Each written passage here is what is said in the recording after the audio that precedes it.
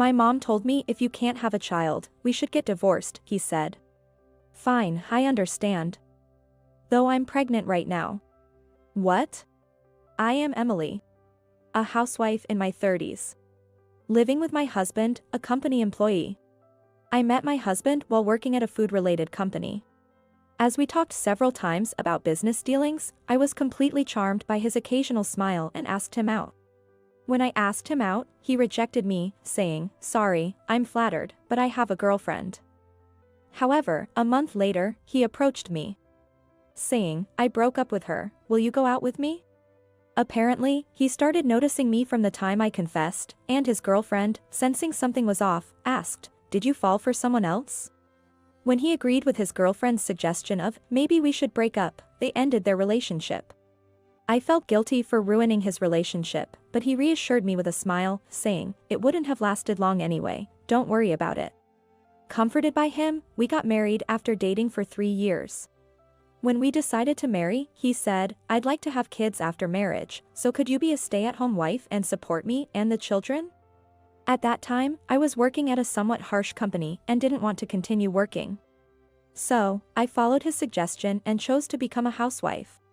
I decided to support my husband. The transition from a working woman to a housewife was challenging, but I didn't mind. Because our newlywed life was blissful, always at the pinnacle of happiness. Every day was joyful and happy. And the absence of any mother-in-law problems was a significant factor. My husband's parents' house was just a 10-minute walk from our apartment. I initially feared frequent visits and potential harassment, but that turned out to be an unfounded worry. My husband's parents are very kind. Whenever I say, "I have a question," they go out of their way to come to our house and kindly, thoroughly explain things to me.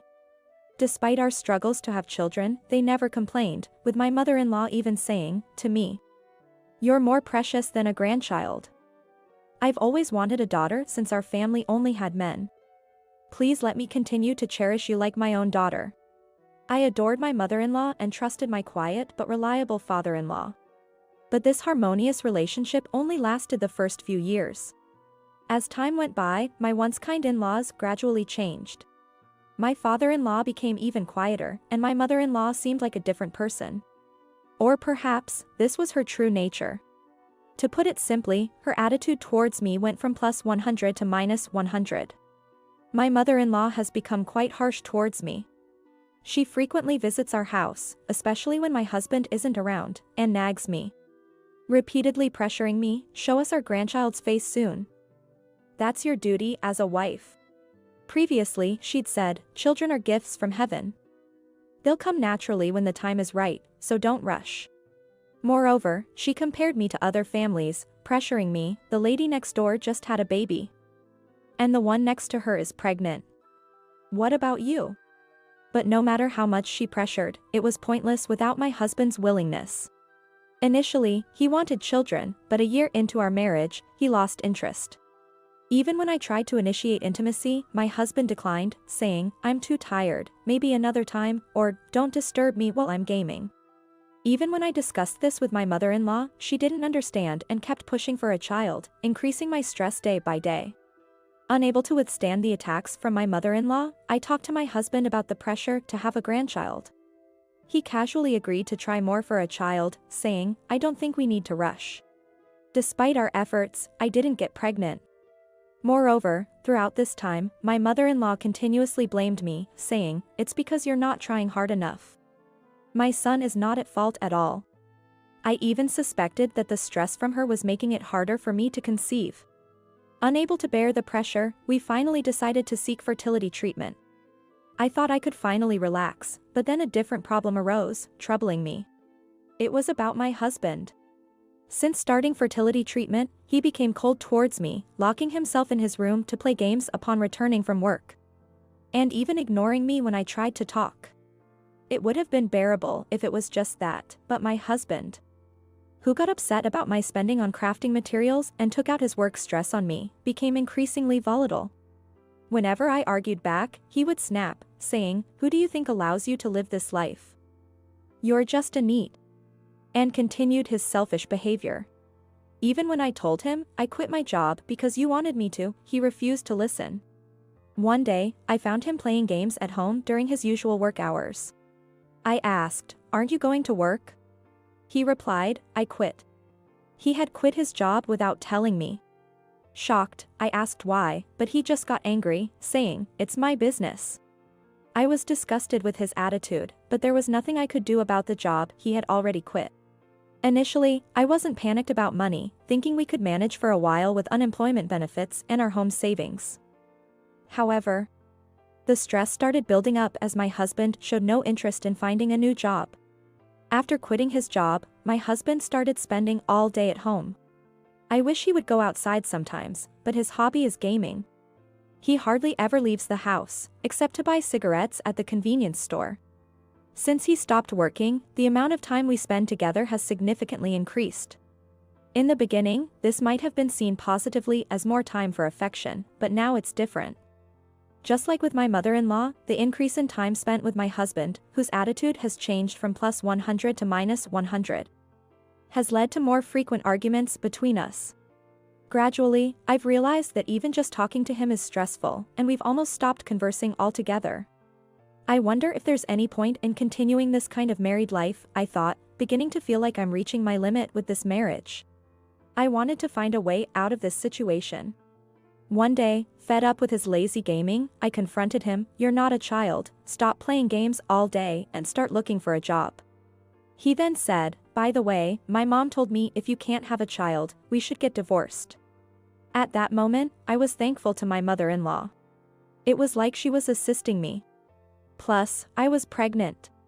I found out after a checkup that day and planned to tell him that night. But not telling him turned out to be the right decision. It meant I could distance myself from my mother-in-law and husband. I said, "Okay, I understand. Here are the divorce papers," and handed him the pre-filled form from my dresser. My husband, apparently not expecting me to agree to the divorce, let alone have prepared divorce papers ready, was shocked and frozen when he saw it, uttering, "What?" His usual domineering attitude was nowhere to be seen. He was that surprised, with a dumbfounded look on his face. He seemed to want to say something but filled in the papers, believing he must obey his mother. He kept glancing at me while filling them in. We agreed to discuss property division later, but we didn't have much to divide.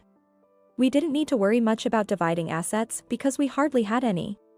In fact, my husband often spent a lot of money on his hobbies. Not only did he play games at home, but he also seemed to have spent a considerable amount at amusement arcades. He had criticized my spending before, but in reality, he was the one who spent more recklessly than I did. He never had the mindset to save money. Even before our marriage, he never saved, and this didn't change after our marriage, so we had no significant assets. When we realized there was no property to divide, I thought our discussion was over. But my husband insisted it wasn't and pointed to a bank statement, saying, "Don't we still have our savings?" Indeed, that bank statement contained a significant amount of savings, and he suggested we divide it. However, these savings were not subject to division. When I explained, "This is the money I saved before our marriage, so it's not part of the property division," his face rapidly turned pale. Yet, he argued, "Right, but this apartment should be part of the division, right? I lived here too." I had to reveal the harsh truth to him. "Unfortunately, the apartment is in my name, so you have no rights to it. Besides, I've already put it up for sale. So you can't live here anymore. Please leave soon as it would be a bother," I told him with a smile. I had been saving for a house, anticipating that this apartment might become too small in the future. Before marrying, saving money was my hobby, so I had accumulated considerable savings even as a regular employee. I had bought the apartment with those savings, so I did have some assets. With the money from selling the apartment, I could build a nice house in the city center. Of course, all that property was mine from before the marriage and not included in the division. It seems my husband was unaware of this fact. He apparently thought he would receive half of my property, but unfortunately for him, that was not the case. Realizing he wouldn't get any part of my property, my husband was left in a daze. After that, we continued the discussion, but my husband couldn't snap out of his daze. Since there wasn't much left to talk about, the discussion ended quickly, and we submitted the divorce papers to the lawyers. Our divorce was successfully finalized. A few months later, I returned to my parents' home and, with their support, gave birth to a healthy baby boy. I named him Ambrose, inspired by the phrase, "A boys, be ambitious." Now, I'm living a fulfilling life with my parents and beloved child. Of course, I haven't informed my ex-husband and his family. I haven't informed them because I'm certain that if I did, my former mother-in-law would surely storm in, demanding, "Give me back my grandchild." Meanwhile, my ex-husband, after being kicked out of the apartment, returned to his parents' home. He became a recluse, shocked by the easy acceptance of the divorce. Even when he goes out, he looks so suspicious that he frequently gets stopped by the police. It's quite a pitiful situation. I later learned that the reason my husband quit his job was due to a souring of work relationships. Apparently, my ex-husband was disliked at his company for his bad mouth, especially by female colleagues, and eventually, everyone started ignoring him. Unable to endure this situation, he suddenly quit his job one day. He might have been this way even before our marriage. Only kind towards me. A real wolf in sheep's clothing. 3 years later, I'm working as a manager of a craft store. When I became a regular at a local craft store, the manager, Linda, approached me with a proposition. "I'm getting old and thinking about retiring. If you're interested, Emily, would you like to take over this store?" Linda proposed to me. At that time, my parents were actively helping with childcare, and I was thinking about getting a job. If I declined, the store would close down. That would surely inconvenience many of the regular customers. Considering this, I decided to accept the offer and take over the store. While attending to a regular customer today, an unexpected pair visited me. Indeed, the unexpected visitors were my former mother-in-law and ex-husband. "Wow, this is a nice shop for you to have." "Yeah, Mom. Look, this fabric seems like it would suit you." Annoyed by their transparent flattery, I asked, "What brings you here?" My former mother-in-law then demanded, "Give me back my grandson." It appeared she had somehow learned about my child's birth and wanted him as the heir to their family. "You were already pregnant when I demanded the divorce. Why did you keep quiet?" "If I had known, I wouldn't have gone through with the divorce," my ex-husband accused me. "That's exactly why I wanted a divorce. If you had known about the pregnancy, you would have used any means to stop the divorce." I glared at my ex-husband and former mother-in-law. My former mother-in-law then demanded, "So, are you going to give me back my grandchild or not? I want to live with my grandchild soon. You've had enough time with him for 3 years. It's my turn now," she said, making another absurd statement. As I stood there in disbelief, my parents and Ambrose appeared, asking, "What's the matter? Is there a problem?" It seems they were alerted by a regular customer and had hurried over to help. Seeing Ambrose holding hands with my parents, my former mother-in-law tried to approach him, saying, "Oh, how cute. He looks just like my son when he was a child. Look, I'm your grandma." I tried to stop her, but it wasn't necessary. Ambrose clung to my mother, saying, "This is my only grandma." "So, would you mind leaving now?" my mother asked my former mother-in-law. "Just give me the kid," my ex-husband suddenly lunged to forcefully take Ambrose from my parents.